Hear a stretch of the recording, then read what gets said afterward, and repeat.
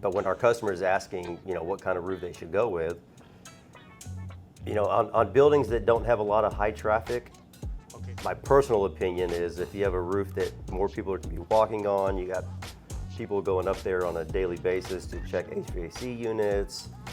I always recommend a modified roof first. I mean, safety is huge.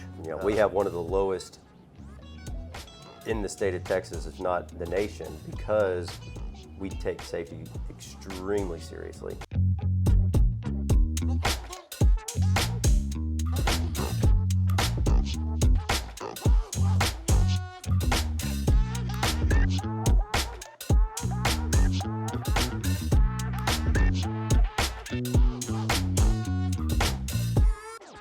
Hey, what's up, roofing fam? Welcome to one more show, Roofers Going Digital TV, where we present the leaders and the trends that are changing the path of the roofing industry.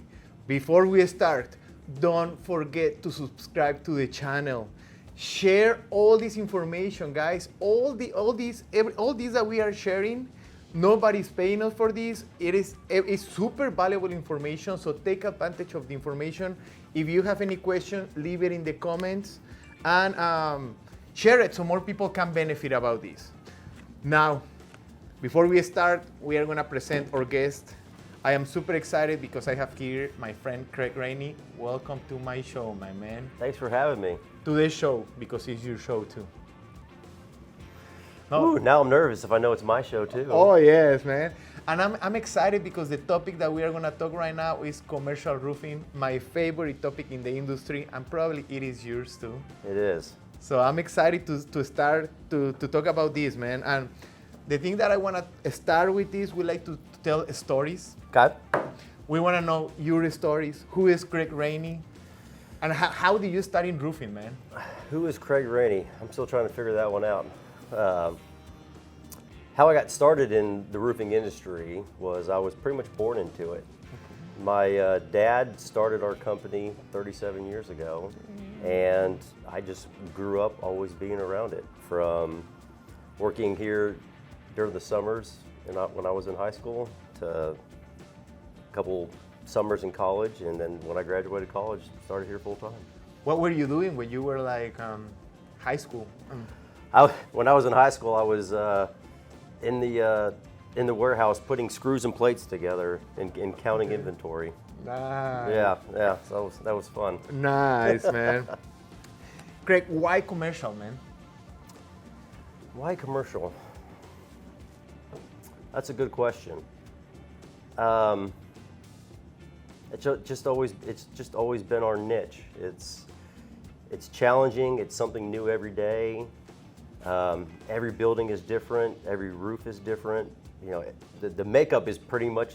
There's so many makeups. The way that roofs are put together, but each building has its own challenges. So, it's almost like a puzzle every time you get up there to roof a building, whether it's a new construction or re-roof. It's something different every single day.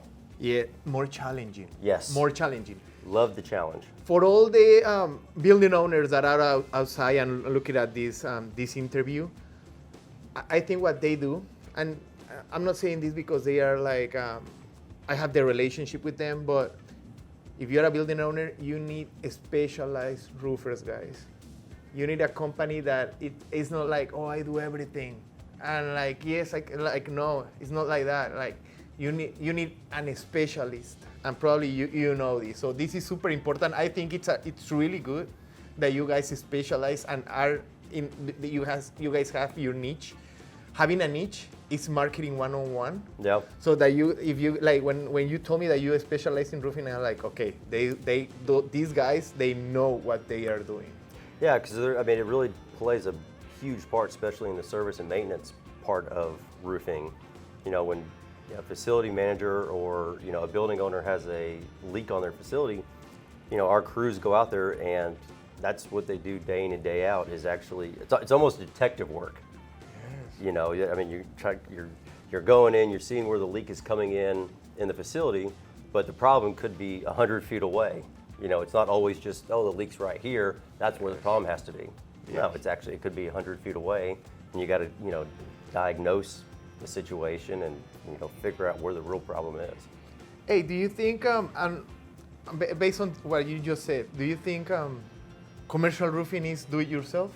Do you think like a property manager and building owner can see a leak and, we are gonna fix it? I don't think it is. I don't recommend it. What do you think with your experience? I wouldn't there's things that they can do themselves. You know, we always tell our customers that, you know, if you have somebody that can go up on the roof and, you know, walk it once a month after every, you know, if there's a big weather event, go and walk it, see if there's anything that looks abnormal.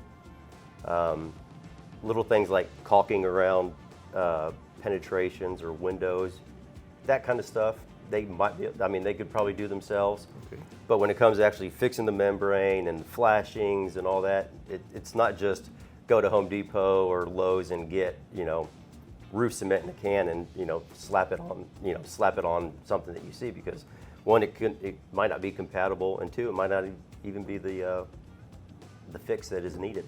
Yeah, and what could be a problem of that, man? Like if they do that. Well, there's a couple problems that could happen. If it's not compatible, it could actually damage the type of membrane that's there. And then also, based on if there's a manufacturer's warranty on the roof, it could void the warranty. And a small problem they can make a bigger problem of like something that you can fix it with a professional. Right. Right? Yeah.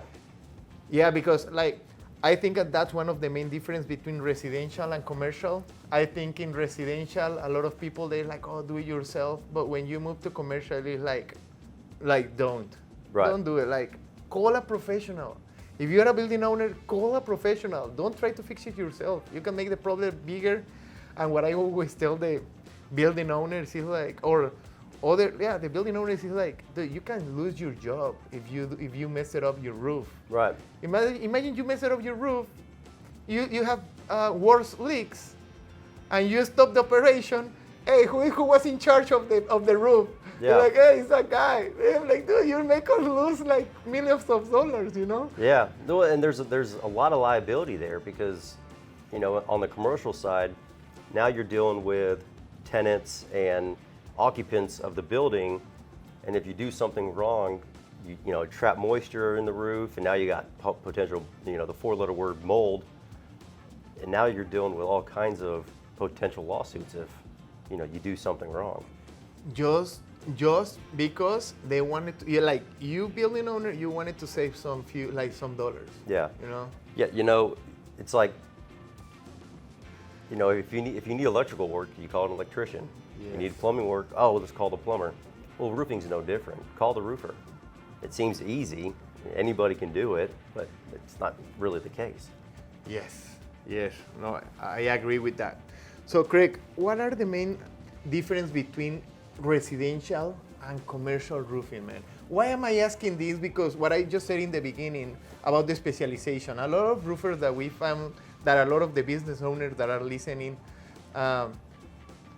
a lot of the roofers that are out there, oh, I do everything. I do shingles and I can fix your your 200 square feet property without a problem. Like, what are the main difference so a building owner can take, can consider it? Well, again, it comes down to specialization, the experience, knowing the different roof types, knowing how the roofs are constructed. You know, on the residential side, you basically have, you know, your decking, your underlayment, and then shingles.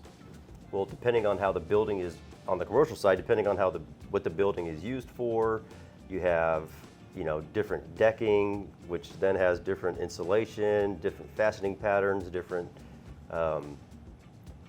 installation methods, whether it's peel and stick or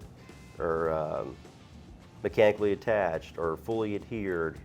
You know, so there's all kinds. There's there's a lot more ways that the roof goes on other than just decking, underlayment, and shingles. Yes. Okay, talking about the roofing types. You hit it in the head with the next question. In residential, we have shingles, and probably 80 to 90% of the market is shingles. Yeah, shingles, tile, metal. But that's high-end residential. Yeah. That the market is smaller. But even then, for those guys, it's completely different. Oh, completely. Yeah, I agree. That's different. The different in markets in the or like roof types in the residential. What type of roof do we have in commercial? You said some of them, and you start talking about them. How many types do we have in commercial? And what is the difference? Because probably you know it, but a lot of property owners are like, dude, I don't know. Like, I don't even know what type of roof I have in my. It's the white roof. building. Yeah, that's usually the answer that we get. I go, well, do you know what kind of roof is on your building right now? It's the white one. Like, okay, all right.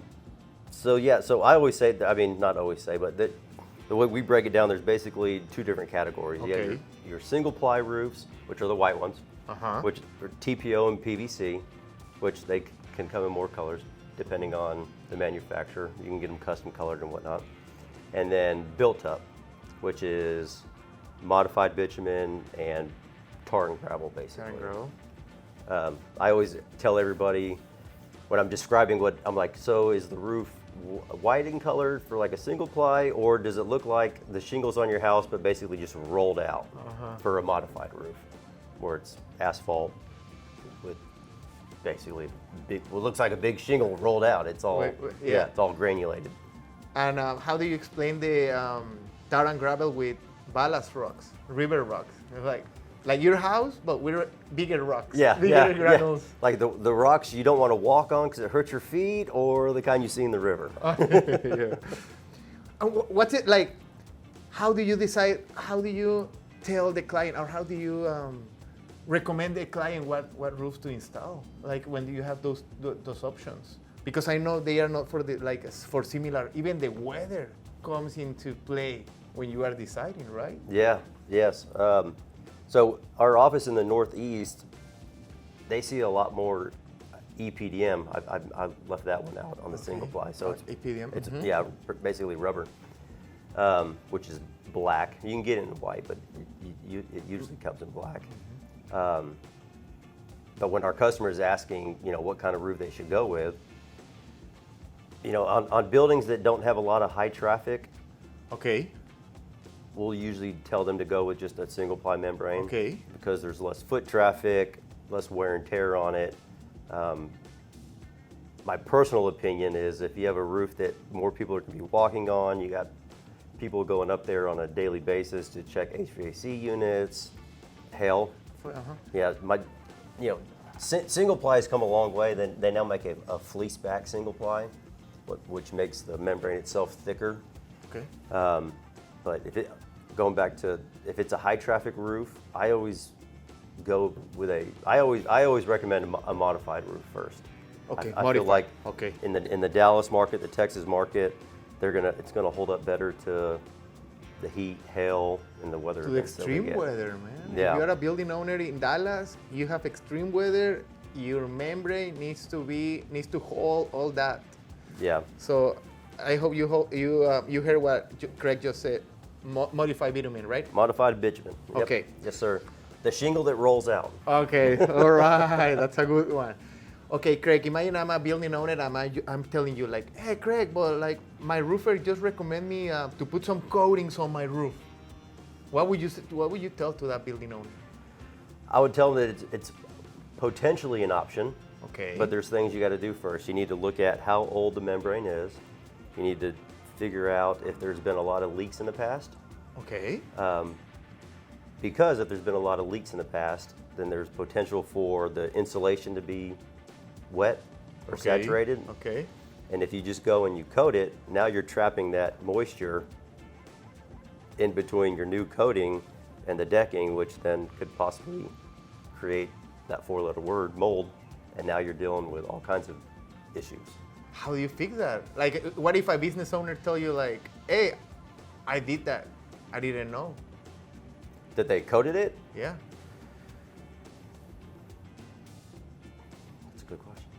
Like they've already coated it? They already coated They already coated it? Well, you could still do a moisture scan, get infrared testing. There are ways to solve it. There's ways to do it, but it's not the end of the world. it's not the end of the world. But now you got more cost and spending more money. For sure. Coatings are an option. They are like a restoration. They can help extend the life of the roof. Okay. But it's not a one-all fix-all. You want to make sure that you do your homework beforehand. Okay. So you're getting what you pay for, and not potentially causing more issues. Yes. In few words, make sure the substrate it's dry and there is no leaks.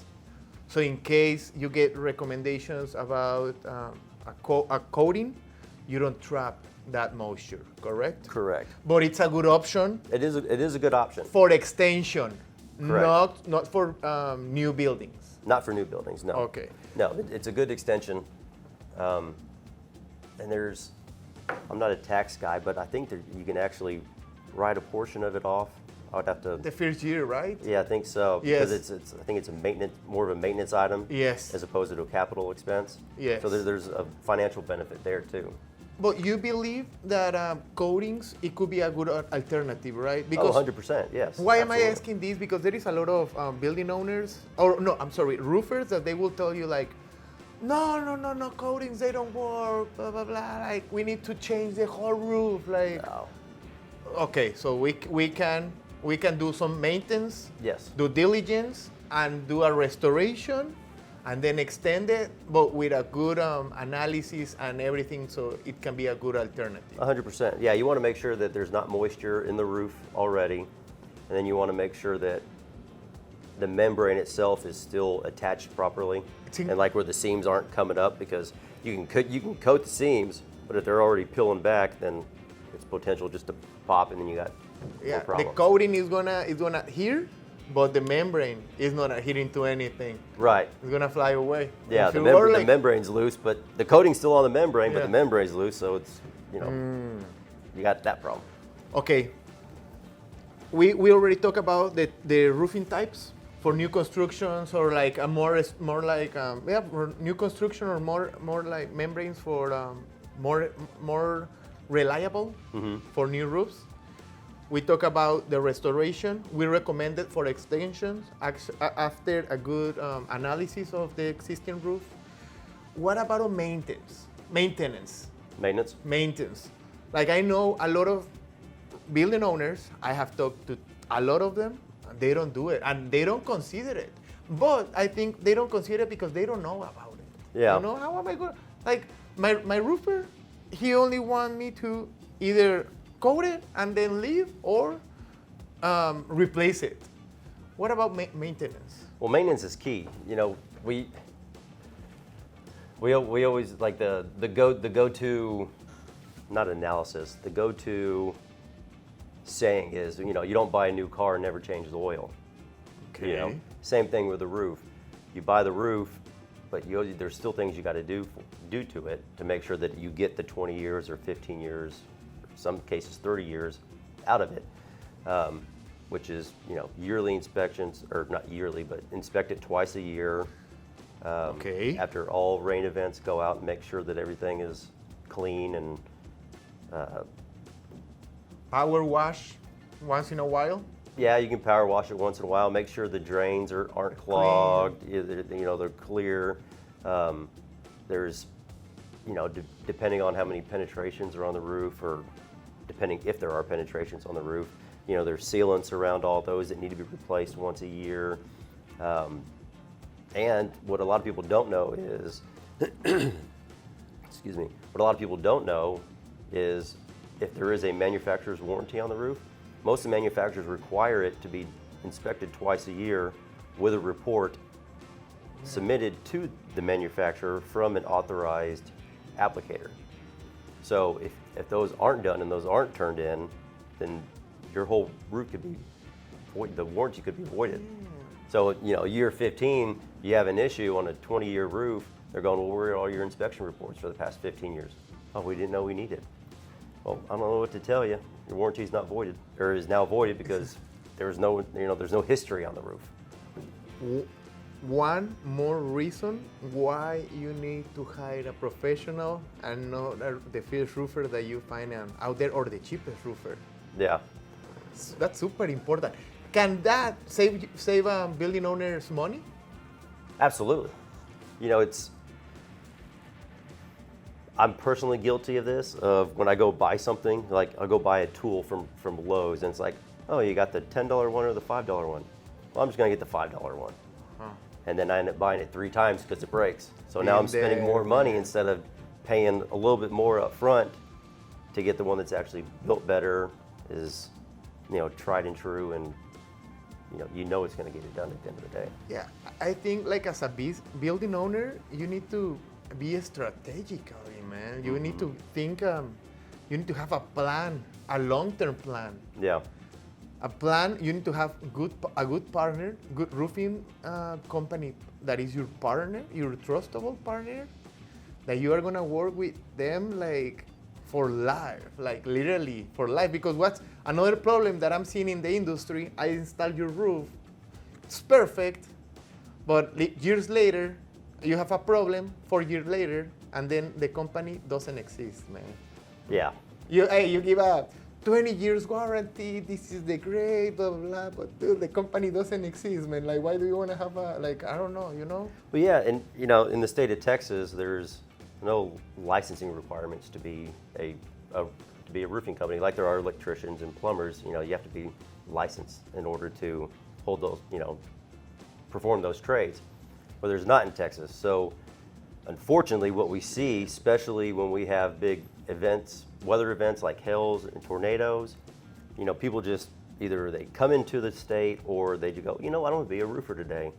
And they start a roofing company, and then a couple of years down the road, I didn't like it. You're calling them going, hey, I got an issue with my roof, and you get, this number has been disconnected. I am an electrician now. Yeah. I no longer do roofs. I'm now an electrician. Okay, damn, that's super important. Yeah. Super important. Okay, talking about like the membranes, most of the coatings are white. We talk about the single membranes that are white. Some of the mud bead, tar and gravel are white, gray. What's the main difference? Why is it important to have a white roof in your property? Well, in our area, the big selling point for a white roof is the reflectivity of the sunlight, and it helps with energy efficiency. So it's going to reflect the sunlight and help keep the roof cool. So therefore, you get less heat coming in. So you don't have to crank your AC down to 60 degrees in order to keep it 80 degrees during the summertime. So are you saying that a white roof is gonna save money even in you're gonna save money with the like in your building, your operation, with the maintenance, and even with the energy? Yeah, it'll help with the energy savings for sure. Okay. It's in the Northeast, they have a lot of black roofs because it's colder up there. Okay. Down here, you see more white roofs because it's hotter. So in the Northeast, it's colder. They want to help trap that heat in there. It's the opposite. It's the opposite. Down here, we want to get the heat off of our buildings, so we're not spending so much money on AC. Energy. That's a super important point. Building owners, that's another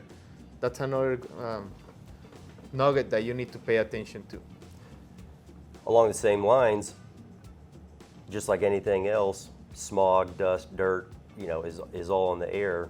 So going back to your comment earlier about power washing or cleaning your roofs, white roof is only stays so clean because of all the smog and dirt that's just in the air.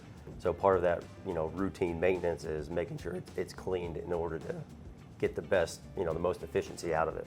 Yeah, because if you're a building owner, you have your white roof, and the next year is gray. That's normal, guys. Yeah. Like when you wear your white shirt outside, it's gonna get dirty.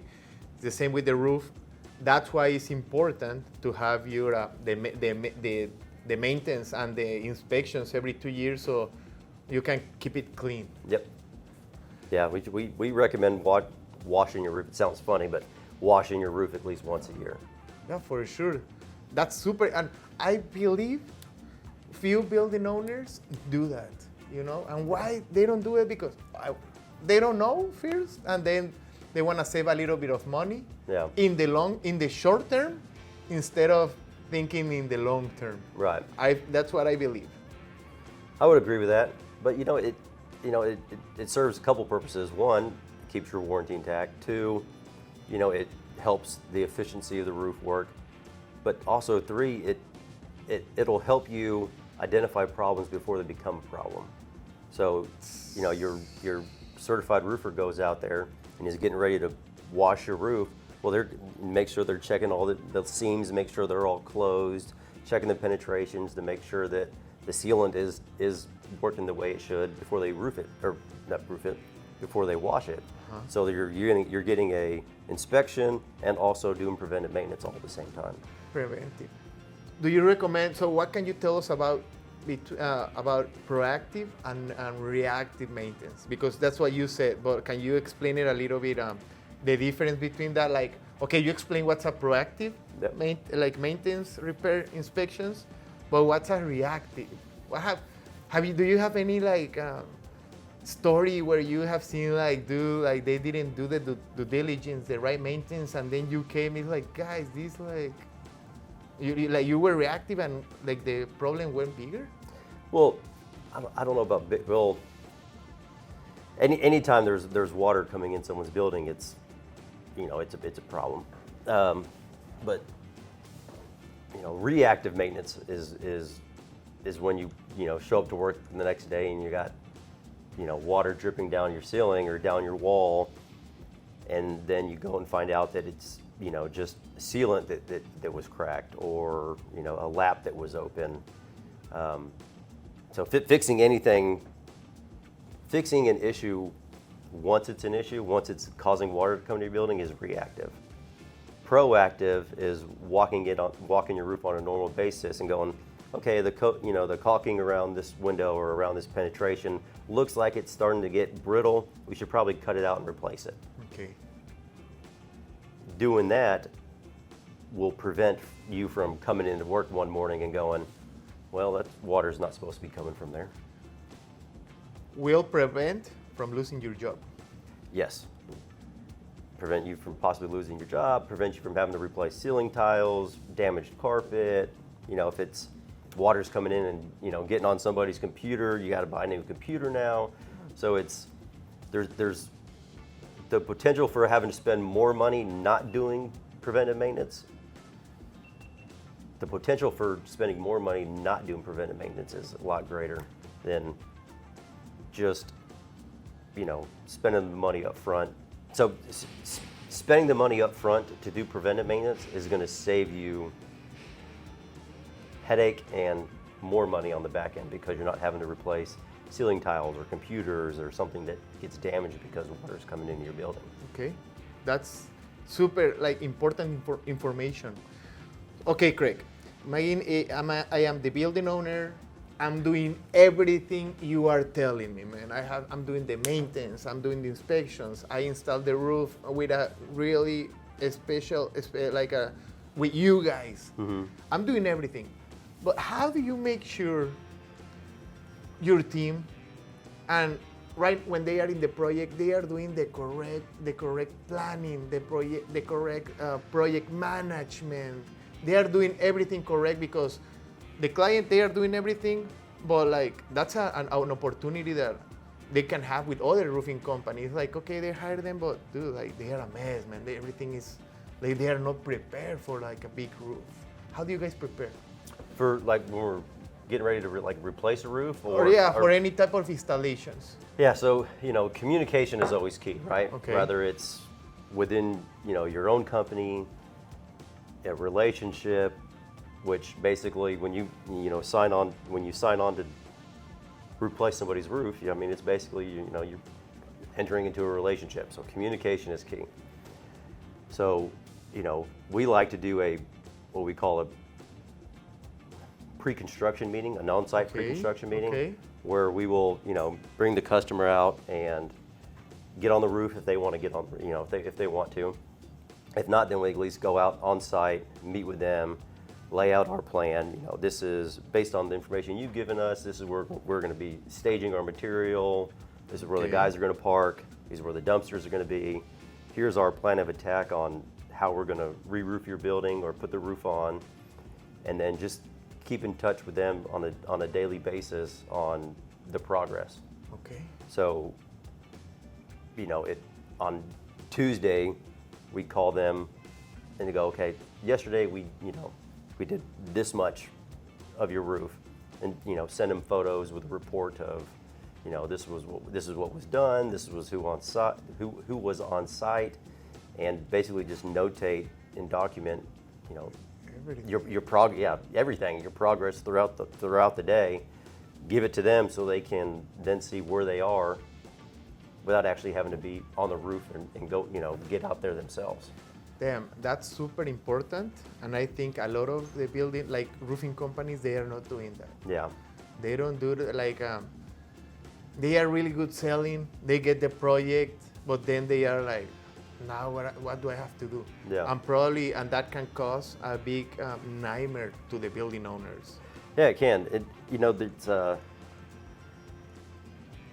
with a lot of these, your roof. If you replace a roof, it should last 15, 20, again, sometimes 30 years. Well, for a lot of people, they're at a job for 15, 20, 30 years. So this is going to be the one time they go through this process. And then if you're the decision maker, everything is on you, right? Mm-hmm. So you could be making a career decision.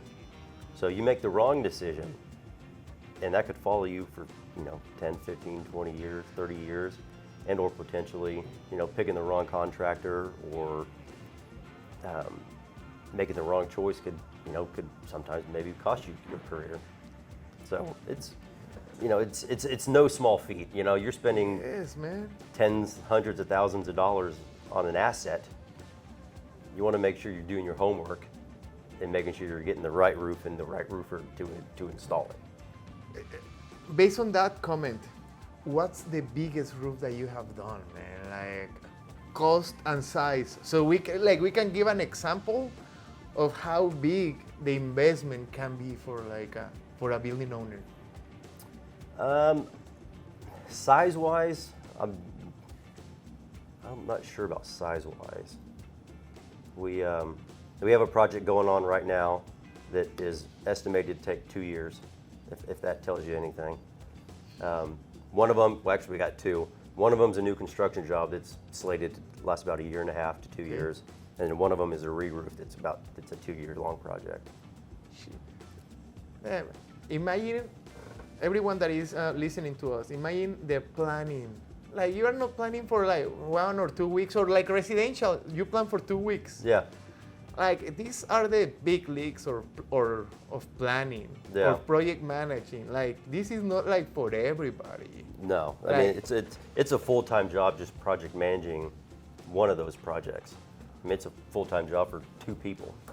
How is your team assembled? Like do you have how many installers, approximately how many installers, how many estimators, how many project managers for a project like that, man? Very cool. For a project like that,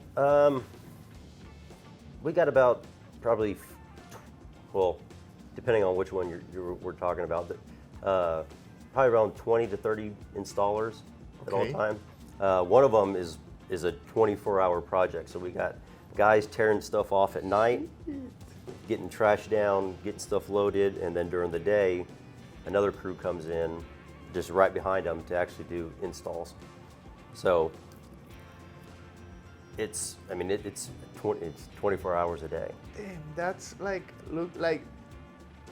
I cannot imagine someone that is not sometimes it can be, I don't want to say that it's easy, but they are contractors that are not ready, and they get those type of projects because they were lucky. Yeah. I cannot imagine how they can go over that challenge, man. And imagine the client hired you hired for the imagine you're the client that have that project, and you hire the wrong contractor, and then like, dude, like, this is not like that's a big thing that you are getting into, you know? Yeah, I mean, a project those sizes, I mean, again, you're married to the customer for 2 years or a For year. sure. I mean, so you want to make sure that from a building owner's perspective that, you know, you're hiring the right company that has the experience and has the manpower and the backing to be able to, you know, take care of you and accomplish those projects. Cannot imagine, man. Okay, we already talked about like all these projects, 2 years, 2 crews in the night, in the morning, big team. How I saw like that you guys have a lot, and we have talked about your safety meetings. We have talked about safety. Safety is a big concern in the roofing industry. And people doesn't take it seriously, man. And it's something that like gets me concerned. And I'm Latino. The Latinos are there, and they think like, oh, nothing is gonna happen, you know. Yeah. The clients, they don't even know that the roofers, they need to have safety equipment. So they are probably.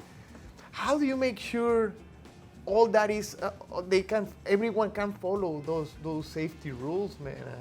Yeah, I mean, safety is huge.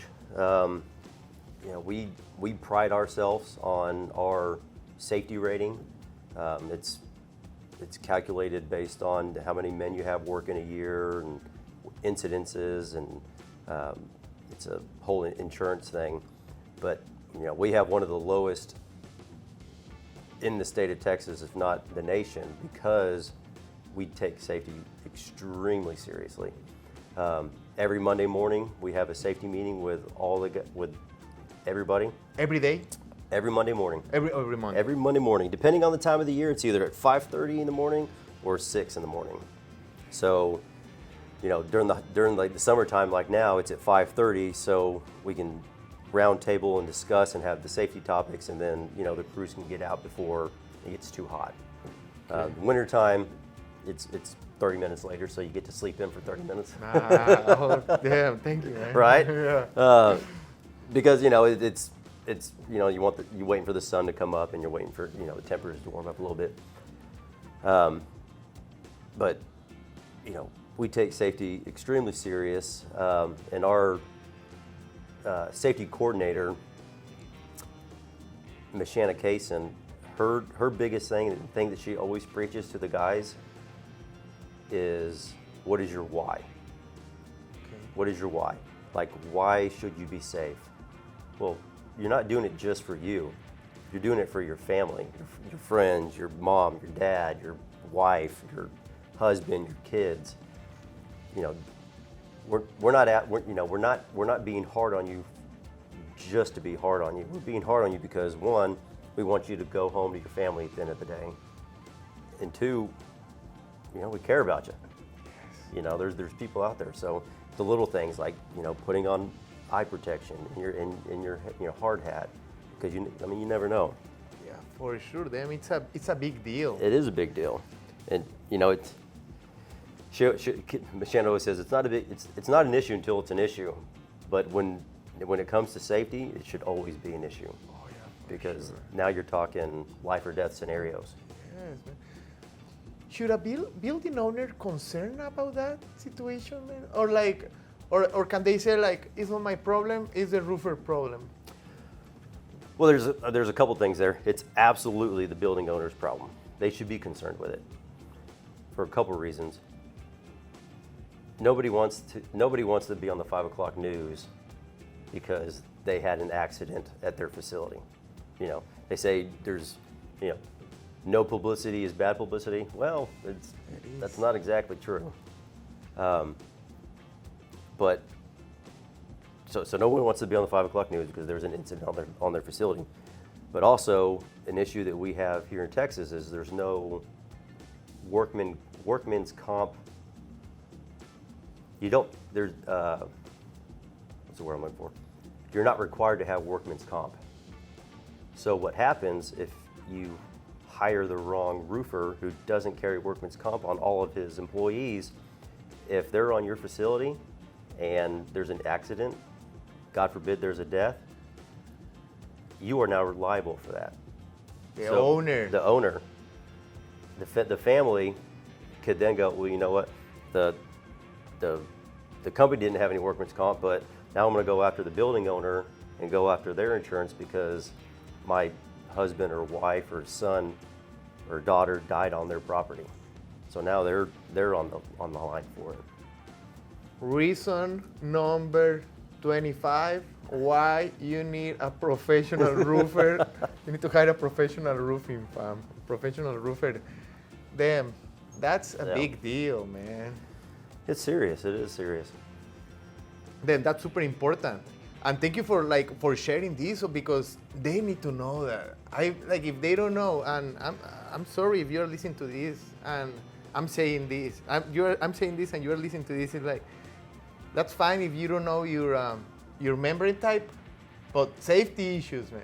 You Yeah. need to know this. Yeah. And I'm glad you are sharing it because you don't see it like you see it in the internet, but it's not like you go to Google and you look for the roofing industry and then you fight for safety. Right. Like this type of information, and a property owner, they're never going to investigate that. Dude, I have a lot of problems. I don't have other problems to go into, Yeah. Then, but yes, super, super important. It is. Craig, changing a little bit the subject. What about trends, man?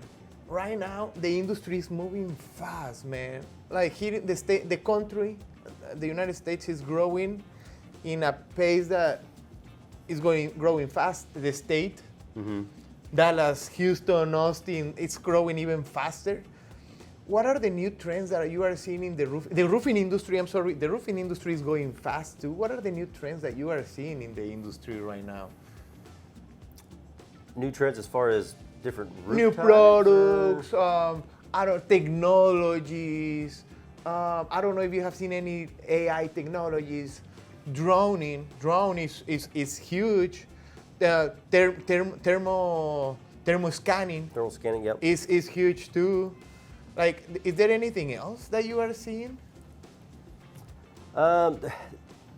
We're seeing a lot, not a lot, but manufacturers are working on ways to.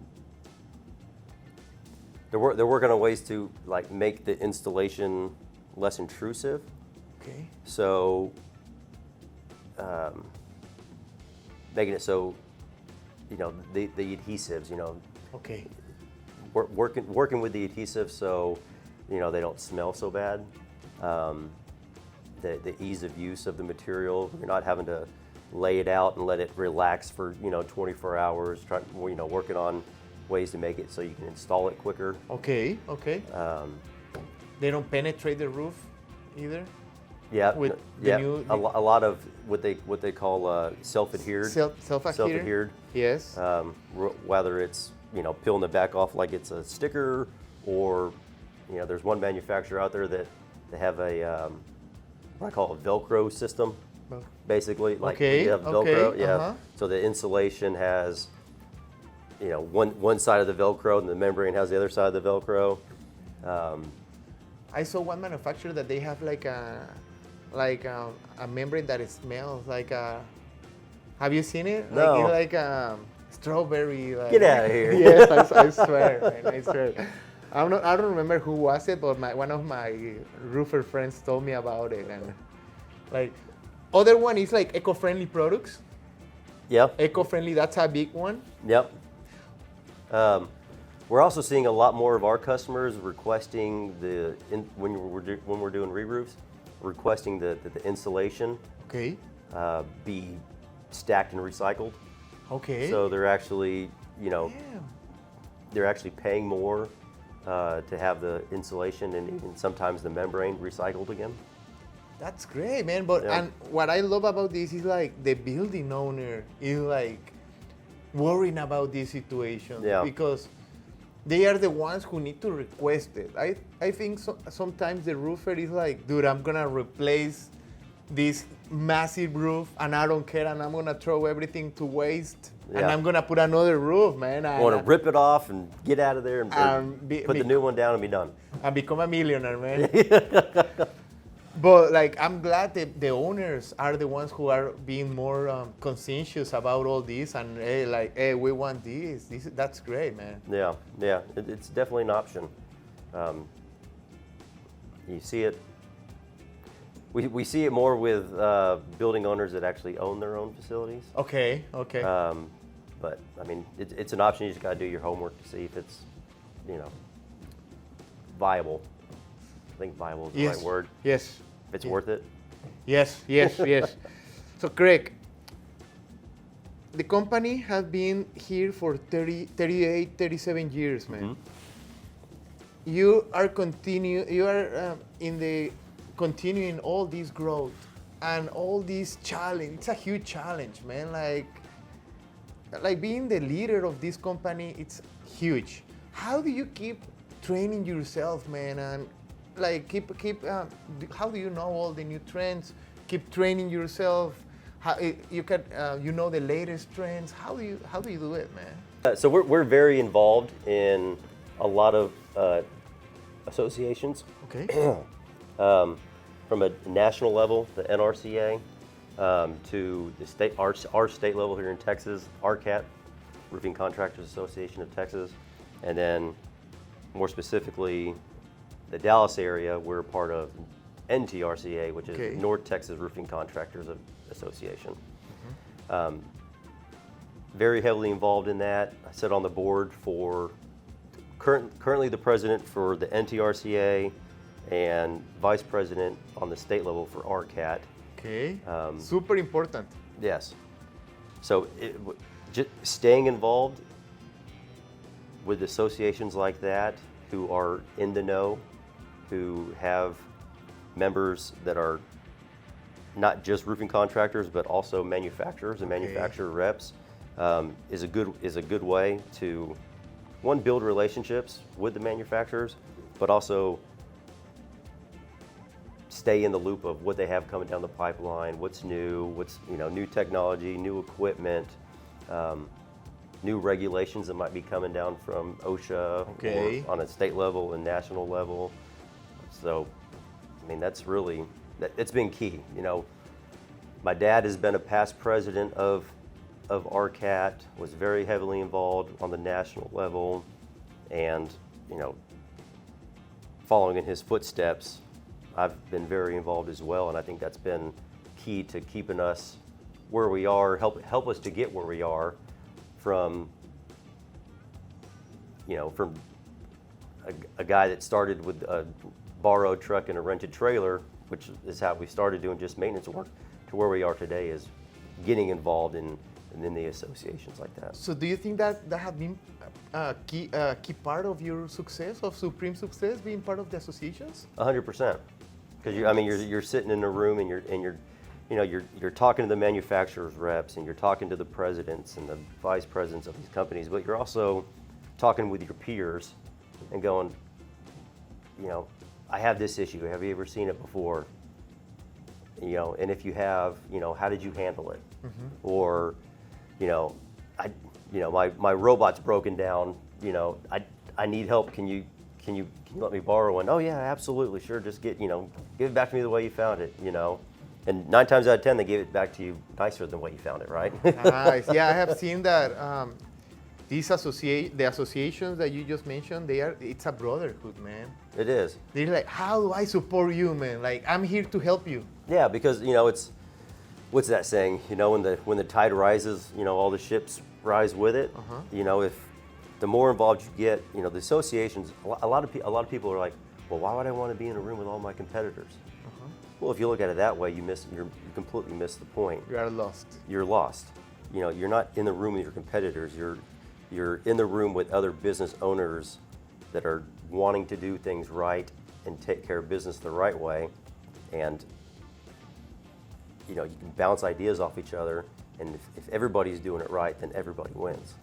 Yeah, that's super important. Fam, join your local and state association.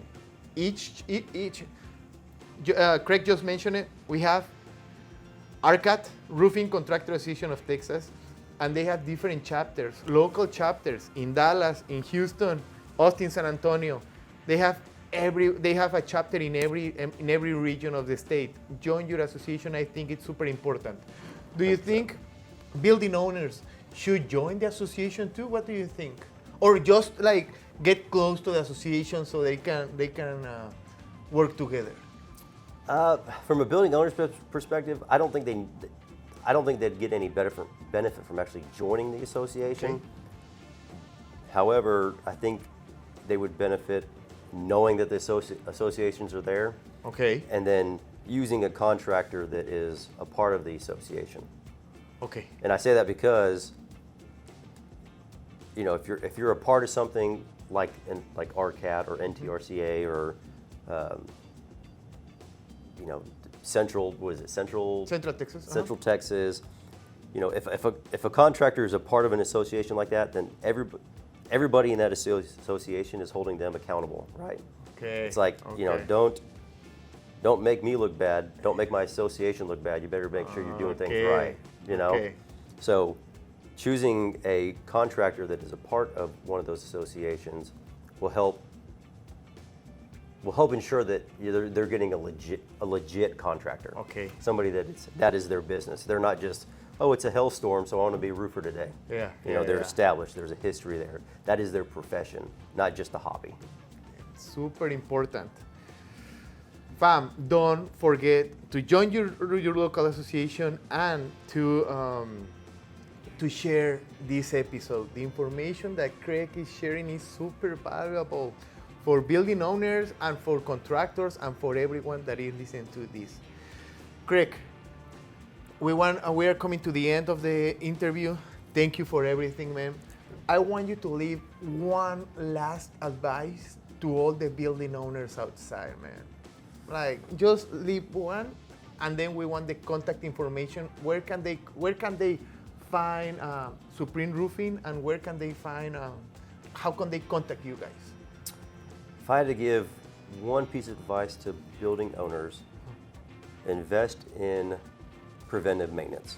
It will save you thousands, if not hundreds of thousands of dollars, and you won't have to help prevent issues and headaches and fire drills in the future. Listen to that, fam. And where can they contact Supreme Roofing? You can always go to our website at supremeroofing.com. You can email me anytime. You can call me anytime. My email address is crainey@supremeroofing.com.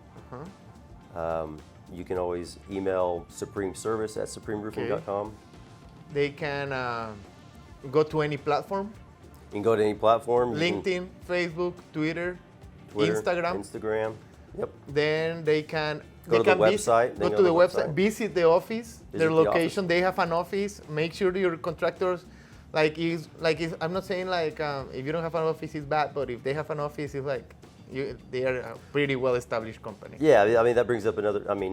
Again, about just choosing a contractor that it's their profession, not a hobby. Yes. If they're a commercial contractor working out of their house. Yeah. That you don't have to say anymore. Yeah. That tells you a lot. That tells you a lot. Yeah. Craig, thank you very much for your time, for all this knowledge. I know this information is going to help a lot of building owners and a lot of roofing business owners too, man. Thank you very much. And thank you very much for everything that you do for this industry, man. I love this industry. I was born into it. It's in my blood. And I'm always here to help anybody that needs it. Awesome. So thank you for having me. Appreciate it. No, thank you. Peace, man.